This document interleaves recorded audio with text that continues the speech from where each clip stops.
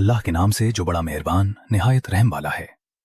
ए लोगो, अपने रब से डरो जिसने तुम्हें एक जान से पैदा किया और उसी से उसका जोड़ा बनाया और उन दोनों से बहुत से मर्द और औरतें फैला दी। और अल्लाह से डरो जिसके नाम पर तुम एक दूसरे से अपने हुकूक मांगते हो और रिश्तेदारी के ताल्लुकात की हुर्मत का ख्याल रखो। यकीनन अल्लाह तुम पर निगाह रखता है। और यतीमों के माल उन्हें लौटा दो और गंदे माल को पाक माल से ना बदलो और उनके माल अपने मालों में मिलाकर ना खाओ। ये बहुत बड़ा गुनाह है। और अगर तुम्हें अंदेशा हो कि तुम यतीम लड़कियों के साथ इंसाफ ना कर सकोगे तो उनके अलावा जो औरतें तुम्हें पसंद हों उनमें से 2-2, 3-3, 4-4 से निकाह कर लो। हाँ, अगर तुम्हें अंदेशा हो कि एक से ज्यादा बीवियों में इंसाफ ना कर सकोगे तो फिर एक ही बीवी करो या लौंडियों से काम चलाओ। ये इस बात से करीब तर है कि तुम जुल्म ना करो। और औरतों को उनके मेहर खुशी से अदा करो। हाँ, अगर वो अपनी खुशी से उसमें से कुछ तुम्हें छोड़ दें तो उसे खुशी से खाओ। और अपने माल जो अल्लाह ने तुम्हारे लिए क़याम व बका का जरिया बनाए हैं नादान लोगों के हवाले ना करो, बल्कि इसमें से उन्हें खिलाओ और पहनाओ और उनसे भले तरीके से बात करो। और यतीमों को उनके बालिग होने तक आजमाते रहो।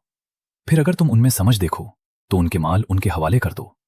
और माल को इसराफ और जल्दीबाजी में उनके बड़े होने से पहले ही ना खा जाओ।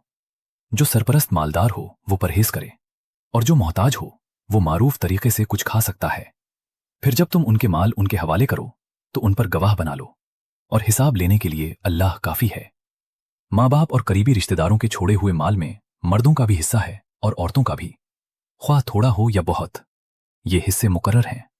और जब तकसीम के वक्त रिश्तेदार और यतीम और मोहताज मौजूद हों तो उनमें से भी कुछ दो और उनसे भले तरीके से बात करो। और चाहिए कि वरसा इस बात से डरें जैसे अगर वो खुद अपने पीछे नातवा औलाद छोड़ जाएं तो उन्हें क्या अंदेशा होता। बस उन्हें चाहिए कि अल्लाह से डरें और ठीक बात करें।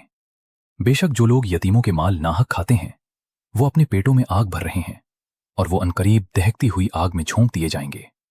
अल्लाह तुम्हें तुम्हारी औलाद के बारे में हुक्म देता है कि लड़के का हिस्सा 2 लड़कियों के बराबर है। फिर अगर सिर्फ लड़कियां ही हों 2 से ज्यादा तो उनके लिए तरके का 2/3 हिस्सा है। और अगर एक ही लड़की हो तो उसके लिए आधा है।